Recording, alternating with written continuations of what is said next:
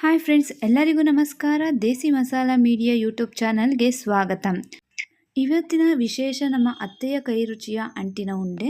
ಈ ಅಂಟಿನ ಉಂಡೆಯನ್ನು ಯಾವ ರೀತಿ ಸಾಂಪ್ರದಾಯಿಕವಾಗಿ ಹಾಗೂ ಸರಿಯಾದ ವಿಧಾನದಲ್ಲಿ ಮಾಡೋದು ಅಂತ ನೋಡೋಣ.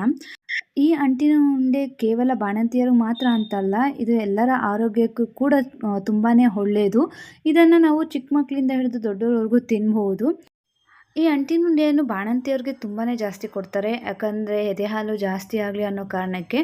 ಇಲ್ಲಿ ನಾನು 3/4 ಕೆಜಿಯಷ್ಟು ತುಪ್ಪ ತೊಗೊಂಡಿದ್ದೀನಿ, ಹಾಗೆ 1 ಕಪ್ಪಷ್ಟು ಒಣ ಕೊಬ್ಬರಿ ತೊಗೊಂಡಿದ್ದೀನಿ ಮತ್ತು ಉತ್ತತ್ತಿನ ಬೀಜ ತೆಗೆದು ಈ ಥರ ಕಟ್ ಮಾಡಿ ಇಟ್ಕೊಂಡಿದ್ದೀನಿ. ಹಾಗೆ ಒಣ ಖರ್ಜೂರನ ಒಂದು 8ರಿಂದ 10 ತೊಗೊಂಡಿದ್ದೀನಿ, ಅದು ಕೂಡ ಬೀಜ ತೆಗೆದಿದ್ದೀನಿ. ಗಸಗಸೆ ಒಂದು 1/4 ಕಪ್ನಷ್ಟು, 1 ಕಪ್ನಷ್ಟು ಗೋಡಂಬಿ, ಹಾಗೆ ಅಂಟನ್ನು ನಾನು 3/4 ಕಪ್ಪಷ್ಟು ತೊಗೊಂಡಿದ್ದೀನಿ, ಮತ್ತು ಬಾದಾಮಿ 1 ಕಪ್ನಷ್ಟು, ಮತ್ತು ಒಣ ದ್ರಾಕ್ಷಿ ಸ್ವಲ್ಪ ತೊಗೊಂಡಿದ್ದೀನಿ. ಹಾಗೆ ಒಂದು ಸ್ವಲ್ಪ ಮಸಾಲ ಐಟಮ್ ಅಂದರೆ ಇಲ್ಲಿ ನಾನು ಜಾಕಾಯಿನ ಒಂಚೂರು 1/4 ಭಾಗ ಅಷ್ಟು ತುರಿದಿಟ್ಕೊಂಡಿದ್ದೀನಿ. ಒಂದು 8ರಿಂದ 10 ಲವಂಗ ಮತ್ತು ಒಂದು 8 ಏಲಕ್ಕಿ ತೊಗೊಂಡಿದ್ದೀನಿ. ಈಗ ನಾನು ಉತ್ತತ್ತಿನ ಮಿಕ್ಸಿಗೆ ಹಾಕ್ಕೊಂಡು ಅರ್ಧಂಬರ್ಧ ಪೌಡ್ರ್ ಮಾಡ್ಕೊಳ್ತಾ ಇದ್ದೀನಿ. ಈ ರೀತಿ ಪೌಡ್ರನ್ನ ರೆಡಿ ಮಾಡಿ ಸೈಡಿಗೆ ಇಟ್ಕೊಳ್ಬೇಕಾಗತ್ತೆ. ಅದೇ ಜಾರ್ಗೆ ನಾನು 8ರಿಂದ 10 ಖರ್ಜೂರನ ಬೀಜ ತೆಗೆದು ಇಟ್ಕೊಂಡಿದ್ದೆ, ಅದನ್ನು ಹಾಗೆ ಹಾಕ್ಕೊಂಡ್ರೆ ಮುದ್ದೆ ಥರ ಆಗಿಬಿಡುತ್ತೆ. ಅದಕ್ಕಾಗಿ ನಾನು ಸ್ವಲ್ಪ ಒಣ ಕೊಬ್ಬರಿನ ಸೇರಿಸಿ ನಾನು ಮಿಕ್ಸಿಗೆ ಹಾಕ್ಕೊಳ್ತಾ ಇದ್ದೀನಿ. ಈಗ ನಾವು ಅಂಟಿನುಂಡೆಗೆ ಏನೇನು ತೊಗೊಂಡಿದ್ವೋ ಪದಾರ್ಥಗಳನ್ನು ಅಷ್ಟನ್ನು ಕೂಡ ನಾವು ತುಪ್ಪ ಹಾಕಿ ಹುರ್ಕೊಳ್ಬೇಕಾಗತ್ತೆ. ಇಲ್ಲಿ ನಾವು ಯಥೇಚ್ಛವಾಗಿ ತುಪ್ಪನ ಬಳಸಬೇಕಾಗುತ್ತೆ.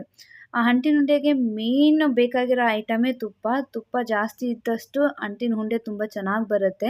ನಾವಿಲ್ಲಿ 2ರಿಂದ 3 ಸ್ಪೂನ್ನಷ್ಟು ನಾವು ತುಪ್ಪನ ಹಾಕ್ಕೊಂಡಿದ್ದೀವಿ. ಹಾಕೊಂಡಾದ್ಮೇಲೆ ಎಲ್ಲ ಅಂಟನ್ನು ಒಂದೇ ಸಲ ಕರಿಯೋದಕ್ಕೆ ಹೋಗಬೇಡಿ.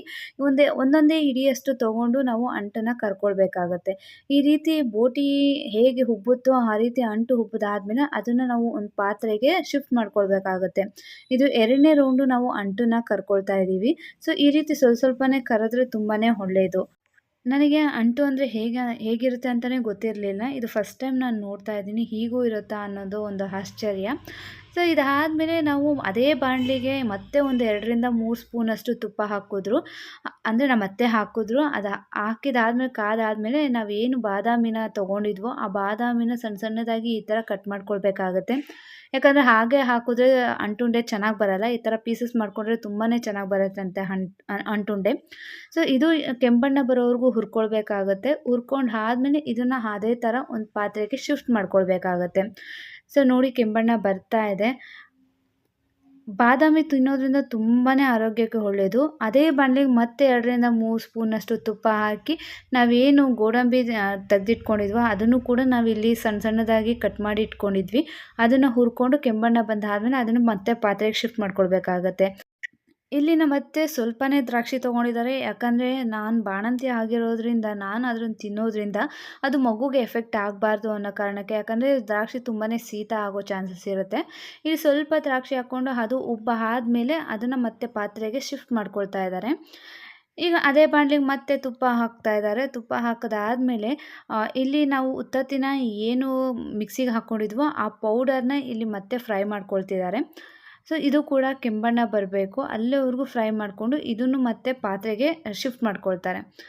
ಸೊ ಈ ರೀತಿ ಎಲ್ಲ ಪದಾರ್ಥಗಳನ್ನು ನಮ್ಮ ಅತ್ತೆಯವರು ತುಪ್ಪ ಹಾಕಿ ಹಾಕಿ ಹಾಕಿ ಹುರ್ಕೊಳ್ತಾ ಇದ್ರು. ಕೆಂಬಣ್ಣ ಬರೋವರೆಗೂ ಚೆನ್ನಾಗಿ ಫ್ರೈ ಮಾಡ್ಕೊಳ್ತಾ ಇದ್ರು. ಸೊ ಇದು ಮತ್ತು ನಾವೇನು ಖರ್ಜೂರನ ಒಣ ಕೊಬ್ಬರಿ ಜೊತೆ ಹಾಕಿದ್ವೋ ಅದನ್ನು ಕೂಡ ಇದರಲ್ಲಿ ಹುರ್ಕೊಳ್ತಾರೆ. ಈಗ ಗಸಗಸೆನ ಒಂದು 1/4 ಕಪ್ನಷ್ಟು ಗಸಗಸೆನ ಹಾಕ್ಕೊಂಡು ಹುರಿತಾ ಇದ್ದಾರೆ. ಇದು ಕೂಡ ಕೆಂಬಣ್ಣ ಬರಬೇಕು. ಇದು ಮೊದಲಿಗೆ ಹುರ್ಕೊಳ್ಬೇಕು ಅಂತ ಹೇಳ್ತಿದ್ರು. ಇಲ್ಲಿ ನಾನು ಮಸಾಲ ಐಟಮ್ ಏನು ನಾನು ಜಾಕಾಯಿ ತೊಗೊಂಡಿದ್ರೋ ಅದನ್ನು ಸ್ವಲ್ಪ ತುರ್ಕೊಂಡಿದ್ರು. ಅದನ್ನು ಗಸಗಸೆ ಜೊತೆನೇ ಹಾಕಿ ಅದು ಸ್ವಲ್ಪ ಹೊತ್ತು ಫ್ರೈ ಮಾಡಿ ಅದನ್ನು ಈಗ ಒಂದು ಬಟ್ಲಿಗೆ ಶಿಫ್ಟ್ ಮಾಡ್ಕೊಂಡಿದ್ದಾರೆ. ಇದು ನಾನು ಜಾರಲ್ಲಿ ಬಂದು ಹಸಿ ಖರ್ಜೂರ ಜೊತೆ ಒಣ ಕೊಬ್ಬರಿ ಹಾಕಿ ನಾನು ಮಿಕ್ಸಿಗೆ ಹಾಕಿದ್ದೆ. ಅದನ್ನು ಕೂಡ ತುಪ್ಪದಲ್ಲಿ ಹುರಿತಾ ಇದ್ದಾರೆ. ಅದು ಹಸಿ ಸ್ಮೆಲ್ ಹೋಗಬೇಕು, ಅಲ್ಲಿವರೆಗೂ ಹುರ್ಕೊಳ್ತಾರೆ. ಸೊ ಹುರ್ಕೊಂಡು ಆದಮೇಲೆ ಇದನ್ನು ಮತ್ತೆ ಪಾತ್ರೆಗೆ ಶಿಫ್ಟ್ ಮಾಡ್ಕೊಳ್ತಾರೆ. ಸೊ ಇದು ತುಂಬಾ ಪ್ರೋಸೆಸ್ ಇತ್ತು, ಸಿಕ್ಕಾಪಟ್ಟೆ ಟೈಮ್ ತೊಗೊಳ್ತು. ಆದರೂ ನಮ್ಮ ಅತ್ತೆಯವರು ಮಾಡ್ತಾಯಿದ್ರು. ಈ ರೀತಿ ಸಪ್ರೇಟಾಗಿ ತೆಗೆದಾದ್ಮೇಲೆ ಲಾಸ್ಟಿಗೆ ಬಂದುಬಿಟ್ಟು ಒಣ ಕೊಬ್ಬರಿ, ನಾವು ಅರ್ಧ ಒಣ ಕೊಬ್ಬರಿನ ಖರ್ಜೂರ ಜೊತೆ ಮಿಕ್ಸಿಗೆ ಹಾಕ್ಕೊಂಡಿದ್ವಿ. ಇನ್ನು ಅರ್ಧ ಬಂದುಬಿಟ್ಟು ಈ ಥರ ತುಪ್ಪದಲ್ಲಿ ಹುರಿತಾ ಇದ್ದಾರೆ. ಇದು ಕೂಡ ಕೆಂಬಣ್ಣ ಬರೋವರೆಗೂ ಹುರ್ಕೊಳ್ಬೇಕಾಗತ್ತೆ. ಒಣಕೊಬ್ಬರಿ ಕೆಂಪು ಆದಮೇಲೆ ನಾವು ಇಷ್ಟೊತ್ತು ಅಂದರೆ ನಮ್ಮ ಅತ್ತೆಯವರು ಇಷ್ಟೊತ್ತು ಹುರಿದಂತಹ ಎಲ್ಲ ಪದಾರ್ಥಗಳನ್ನು ಒಂದೊಂದೇ ಬಾಣಲೆಗೆ ಹಾಕ್ತಾಯಿದ್ದಾರೆ. ಗಸಗಸೆ ಏನು ಹುರ್ಕೊಂಡಿದ್ವೋ ಅದನ್ನು ಹಾಕಿದ್ರು, ಹಾಗೆ ಬಾದಾಮಿ ಹಾಕಿದ್ರು, ಮತ್ತು ಗೋಡಂಬಿ ಹುರಿದಿರೋ ಗೋಡಂಬಿ, ಒಣ ದ್ರಾಕ್ಷಿ ಹುರಿದಿರೋದೆ, ಮತ್ತು ಇಲ್ಲಿ ಬಂದುಬಿಟ್ಟು ಉತ್ತತ್ತಿ ಅದನ್ನು ಕೂಡ ತುಪ್ಪದಲ್ಲಿ ಚೆನ್ನಾಗಿ ಹುರಿದಿದ್ರು ಅದನ್ನು ಮಿಕ್ಸ್ ಮಾಡ್ತಾ ಇದ್ದಾರೆ. ಅದ್ರ ಜೊತೆ ನಾವೇನು ಖರ್ಜೂರ ಮತ್ತು ಒಣಕೊಬ್ಬರಿ ಹಾಕಿ ಹುರಿದಿದ್ರು ಅದನ್ನು ಕೂಡ ಹಾಕ್ಕೊಳ್ತಾ ಇದ್ದಾರೆ. ಅದ್ರ ಜೊತೆ ಅಂಟು ಇದನ್ನು ನೀವು ಬೇಕಾದ್ರೆ ಪುಡಿ ಮಾಡಿ ಹಾಕ್ಕೊಳ್ಬೋದು, ಇಲ್ಲಾಂದರೆ ಹಾಗೆ ಕೂಡ ಹಾಕ್ಕೊಳ್ಬೋದು. ಕೆಲವೊಬ್ಬರು ಪುಡಿ ಮಾಡಿ ಮಿಕ್ಸ್ ಮಾಡ್ತಾರೆ.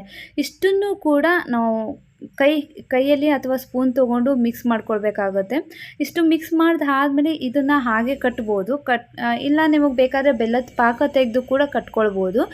ಇಲ್ಲಿ ನಮ್ಮ ಅತ್ತೆ ಬಂದುಬಿಟ್ಟು ಸ್ವಲ್ಪ ಬೆಲ್ಲದ ಪಾಕ ತೆಗಿತಾ ಇದ್ದಾರೆ.